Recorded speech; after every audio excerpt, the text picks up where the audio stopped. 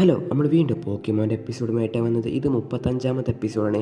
ഈ വീഡിയോയിൽ ഞാൻ 2 എപ്പിസോഡ് എക്സ്പ്ലെയിൻ ചെയ്യുന്നുണ്ട്. അതിൻ്റെ കാരണം എന്താ വെച്ചാൽ 35ാമത്തെ എപ്പിസോഡ് അത്ര വലിയ ക്വാളിറ്റി ഇല്ല വീഡിയോക്ക്. അതുകൊണ്ട് തന്നെ ഞാൻ വളരെ ഷോർട്ടാക്കി എക്സ്പ്ലെയിൻ ചെയ്യാമെന്ന് തീരുമാനിച്ചു.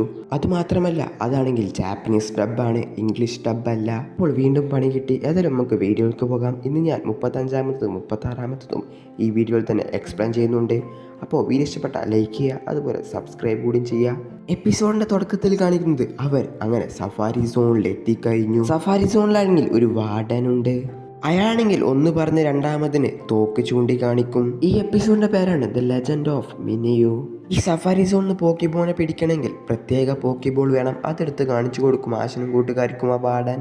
അയാൾ പറയും സഫാരി സോണിലെ പോക്കിമോനെതിരെ തണ്ടർ ബോൾട്ടോ ഫയർ അറ്റാക്കോ ഒന്നും യൂസ് ചെയ്യാൻ പാടില്ല. പകരം ഈ പോക്കിബോൾ ഡയറക്റ്റ് എടുത്ത് എറിഞ്ഞാൽ മതി. അവിടെയാണെങ്കിൽ മിസ്റ്റി മിനിയുന്ന പോക്കിമോൻ്റെ ഒരു ഫോട്ടോ കാണും. അത് മിസ്റ്റി എടുക്കും. പക്ഷെ അത് അയാൾക്ക് ഇഷ്ടപ്പെടില്ല. ഈ പോക്കിമോൻ ഇയാളുതായിരുന്നു, പക്ഷെ ഇതിനെ കാണാതില്ലാതായിട്ട് ഒരുപാട് നാളുകളായി. അങ്ങനെ ആശും കൂട്ടുകാരും പോക്കിമോനെ പിടിക്കാറിറങ്ങുമ്പോഴാണ് കെൻടോറോസ് എന്ന പോക്കിമോനെ കാണുക. അങ്ങനെ ആശും ബ്രോക്കും ഓരോ കെൻടോറോസിനെ പിടിക്കും.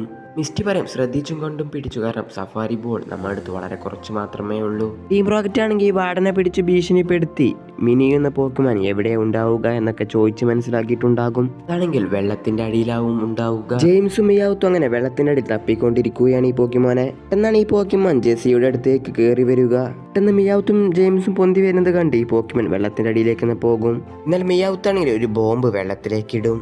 ഈ ബോംബ് വെള്ളത്തിനടിയിൽ നിന്ന് പൊട്ടിയാൽ വെള്ളത്തിലുള്ള പോക്കിമോൺസ് നല്ല പണി തന്നെ കിട്ടും എന്ന് പറയും മിയാവത്ത്. അപ്പോഴായിരിക്കും അങ്ങോട്ട് ആശും കൂട്ടുകാരും വരിക. വാർഡനും അതുപോലെ ആശും വെള്ളത്തിലേക്ക് എടുത്തു ചാടും. ചാർമിയാണെങ്കിൽ ആ വാർഡനെ പുറത്തോട്ട് കൊണ്ടുവരും വെള്ളത്തിൽ നിന്ന്. അച്ഛാണെങ്കിൽ ആ ബോംബും തപ്പി വെള്ളത്തിന്റെ അടിയിലേക്ക് പോകും. അച്ഛങ്ങനെ ബോംബ് കണ്ടുപിടിച്ച് അങ്ങോട്ട് പുറത്തോട്ട് വരാൻ ശ്രമിക്കും. പെട്ടെന്നാവും ആശിന്റെ ബോധം പോകുക. അങ്ങനെ ആശു വെള്ളത്തിനടിയിലേക്ക് മുങ്ങിപ്പോകും. പെട്ടെന്ന് അവിടെ മഴയൊക്കെ പെയ്യും. പെട്ടെന്നാണ് ആ വെള്ളത്തിന് നടുവിൽ നിന്ന് ഒരു ലൈറ്റ് വരിക. അതാണെങ്കിൽ ഒരു പോക്കിമോനായിരുന്നു. പോക്കിമോന്റെ പേരായിരുന്നു അക്കോയു.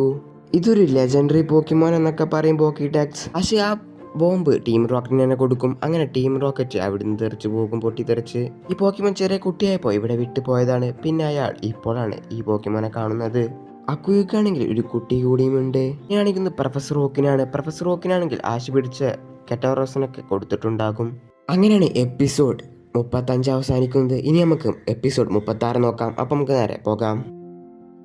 ആശും കൂട്ടുകാരും സഫാരി സോണും കഴിഞ്ഞ് പുതിയ പുതിയ ഓർമ്മകളും ഉണ്ടാക്കി അവരുടെ യാത്ര തുടരുകയാണ്. നമ്മൾ കുറെ നാളുകളായില്ലേ സിറ്റികളൊക്കെ കണ്ടിട്ട്. അതെ, കാടുകളൊക്കെ മനോഹരമായിരുന്നു. പക്ഷേ സിറ്റി ആയതുകൊണ്ട് ഇവിടെ കുറച്ച് ആൾക്കാരെയൊക്കെ കാണാൻ പറ്റും. അങ്ങനെ അവർ ഭക്ഷണത്തിന്റെ ഓരോ കാര്യങ്ങൾ പറഞ്ഞ് നടന്നു പോയിക്കൊണ്ടിരിക്കുകയാണ്. അത് എന്താണ് കാണുന്നത്? അതാണെങ്കിൽ വലിയൊരു ബ്രിഡ്ജായിരുന്നു. വലിയ ബ്രിഡ്ജ്. വാവ്, അതൊന്ന് നോക്കൂ. ബ്രോക്ക് പറയും ഇതിന്റെ പണിയൊക്കെ പൂർത്തിയായിട്ടുണ്ട്. മാപ്പിൽ പറയുന്നത് കുറച്ചുകൂടി പണി ബാക്കിയുണ്ടെന്നാണ്. പക്ഷെ നമുക്ക് കണ്ടാൽ മനസ്സിലാവും ഇതിന്റെ എല്ലാ പണിയും പൂർത്തിയായിട്ടുണ്ട്. ഇതിലൂടെ പോയാൽ നമുക്ക് എത്രയും പെട്ടെന്ന് തന്നെ സണ്ണി ടൗണിലെത്താൻ പറ്റും. അങ്ങനെയാണെങ്കിൽ നമുക്ക് എത്രയും വേഗം അടുത്ത ടൗണിലേക്ക് പോകാം. അങ്ങനെയാണ് എപ്പിസോഡിന്റെ പേര് എഴുതി കാണിക്കുന്നത് ദ ബ്രിഡ്ജ് ബൈക്ക് ഗ്യാങ്. അങ്ങനെ ആശുകൂട്ടരം അവിടെ സെക്യൂരിറ്റിനോട് ചോദിക്കും. അപ്പോൾ അയാൾ പറയും ഈ ബ്രിഡ്ജിന്റെ പണി ഇപ്പോഴും പൂർണ്ണമായി കഴിഞ്ഞിട്ടില്ല, നിങ്ങൾ നോക്കൂ. അതുകൊണ്ട് നമുക്ക് ഷോർട്ട് കട്ട് എടുക്കാൻ കഴിയില്ല എന്ന് പറയും ബ്രോക്ക്. ഇനി ബ്രിഡ്ജിന്റെ പണി മൊത്തം പൂർത്തിയായി കഴിഞ്ഞാലും ഇതിലൂടെ കാറിന് മാത്രമേ പോകാൻ കഴിയുകയുള്ളൂ. ഞങ്ങൾക്ക് ഇതിലൂടെ നടന്നു പോകാൻ കഴിയില്ലേ? ഈ ബ്രിഡ്ജ് 10 മൈൽസ് ലോങ് ആണ്. അതുകൊണ്ട് തന്നെ നിങ്ങൾ അപ്പുറത്തെത്തുമ്പോൾ ഒരു വഴി ആയിട്ടുണ്ടാക്കും. നിങ്ങളുടെ കയ്യിൽ ബൈസൈക്കിൾസ് ഉണ്ടെങ്കിൽ നിങ്ങൾക്ക് സ്മൂത്ത് ആയിട്ട് തന്നെ ഇതിലൂടെ പോകാമെന്നതാണ്. അപ്പോൾ നിങ്ങളെല്ലായിരുന്നു പറഞ്ഞത് ഇതിന്റെ റോഡിന്റെ പണി ഫുള്ളായിട്ട് കംപ്ലീറ്റ് ആയിട്ടില്ല എന്ന്. റോഡിന്റെ പണി മൊത്തമായി കഴിഞ്ഞിട്ടില്ല. എന്നാൽ സൈക്കിളിന് പോകാനുള്ള വഴി സ്മൂത്ത് ആണ്. നിങ്ങളുടെ കയ്യിൽ ബൈസൈക്കിൾസ് ഉണ്ടെങ്കിൽ നിങ്ങൾക്കും ഇതിലൂടെ സുഖമായിട്ട് പോകാം അപ്പുറത്തില്ല ടൗണിലേക്ക്. എന്റെ സൈക്കിൾ അവൻ നശിപ്പിച്ചിട്ടില്ലെങ്കിൽ എനിക്കും ഇതിലൂടെ സുഖമായി പോകാമായിരുന്നു. അങ്ങനെ അവർ ബൈസൈക്കിൾ ഷോപ്പിലേക്ക് വരും. ഇന്നലെ അവർക്ക് ആ 3 ബൈസൈക്കിൾ വാങ്ങാനുള്ള ക്യാഷൊന്നും അവരുടെ കയ്യിലുണ്ടാവില്ല. അങ്ങനെ അവർ പോക്കിമോൺ സെന്ററിൽ പോയിട്ട് ചിന്തിക്കാമെന്ന് വിചാരിക്കും. അങ്ങനെ അവർ പോക്കിമോൺ സെന്ററിലെത്തും. പക്ഷെ ആരും നല്ലൊരു ഐഡിയ പറയുന്നുണ്ടാവില്ല. എല്ലാവർക്കും പോക്കിമോൺ സെന്ററിലെ ഡോക്ടറെന്ന് ചോദിക്കുക, നിങ്ങളിവിടെ വെറുതെ ഇരിക്കുകയാണോ? എന്നാൽ എന്നെ ഒന്ന് സഹായിക്കാൻ കഴിയുമോ നിങ്ങൾക്ക്? സണ്ണി ടൗണിലൊരു പോക്കിമോന് തീരെയും സുഖമില്ല. എനിക്കാണെങ്കിൽ ഇവിടെയുള്ള പോക്കിമോനെ വിട്ട് അങ്ങോട്ട് പോകാനും കഴിയില്ല ആ പാലത്തിലൂടെ. നിങ്ങൾ എന്നെ സഹായിക്കുമോ എന്ന് ചോദിക്കും ഇവിടുത്തെ ഡോക്ടർ. ഈ മെഡിസിൻ നിങ്ങൾ സണ്ണി ടൗണിലെ പോക്കിമോൺ സെന്ററിൽ എത്തിക്കുമോ?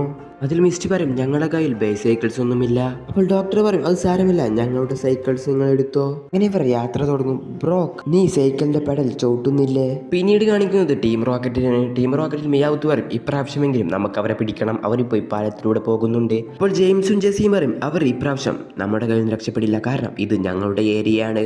അപ്പോഴാണ് മനസ്സിലാവുന്നത് ഇത് അവരുടെ ഹോം ടൗൺ ആണ്. അശ്വം കൂട്ടുകാരാണെങ്കിൽ സൈക്കിളെ കൂട്ടി തളർന്ന് കുറച്ചു നേരം റെസ്റ്റ് എടുക്കാൻ വേണ്ടി അവിടെ നിൽക്കുകയാണ് വെള്ളം കുടിച്ച്.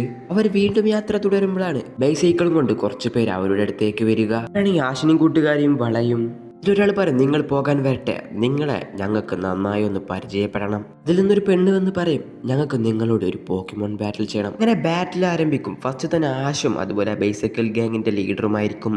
ലീഡർ ഇറക്കാൻ പോകുന്നത് ഗോളം എന്നൊരു പോക്കിമോനെയാണ്. ആശാണെങ്കിൽ ബൾബസറിനെ മറക്കും. പക്ഷേ ബൾബസറിന്റെ അറ്റാക്ക് ഈ ഗോളത്തിന് ഒന്നും ചെയ്യില്ല.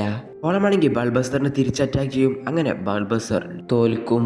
അങ്ങനെ ആശാണെങ്കിൽ ചെർമാൻഡറിനെ ഇറക്കും. അങ്ങനെ ചെർമാൻഡർ ആണെങ്കിൽ ഗോളത്തിനെ ഡിഫീറ്റ് ചെയ്യും. അപ്പോൾ ആ ബൈസൈക്കിൾ ഗ്യാങ്ങിലുള്ള പെണ്ണ് പറയും ഇനി ഞാൻ കാണിച്ചു തരാം നിനക്കെന്ന് പറയും. അങ്ങനെ ഈ പെൺകുട്ടി ഒരു ക്ലോയിസ്റ്റർ എന്ന പോക്കിമോൻ ഇറക്കും. മിസ്റ്റി വന്ന ആശനോട് പറയും മാറി നിൽക്ക്, ഇവിടെ ഞാൻ നേരിട്ട് കൊള്ളാമെന്ന്. മിസ്റ്റി ഒരുപാട് നേരം ചിന്തിച്ചതിന് ശേഷം സ്റ്റാർ വി ഇറക്കാന്ന് വിചാരിക്കും. എന്നാൽ അവിടെ വരാൻ പോകുന്നത് സൈഡക്കാണ്. സൈഡൊക്കെ ഇവിടെ ഓരോ അറ്റാക്ക് ചെയ്യുന്നുണ്ട്, പക്ഷെ അതൊന്നും വലിയ കാര്യമൊന്നും ഉണ്ടാവില്ല. ഇതൊക്കെ കണ്ട് അവിടെ എല്ലാവരും ചിരിക്കും. അവസാനം മിസ്റ്റ് പറയും ക്ലോയിസ്റ്ററിനോട് സൈഡക്കിനെ അറ്റാക്ക് ചെയ്യാൻ. അങ്ങനെ ക്ലോയിസ്റ്റർ ആണെങ്കിൽ സൈഡക്കിനെ അറ്റാക്ക് ചെയ്യും. സൈഡക്ക് ഒന്നും ചെയ്യാത്ത കണ്ട് മിസ്റ്റിക്ക് ദേഷ്യം വരും. അപ്പോഴേക്കും പെട്ടെന്ന് അങ്ങോട്ട് ടീം റോക്കറ്റ് വരിക.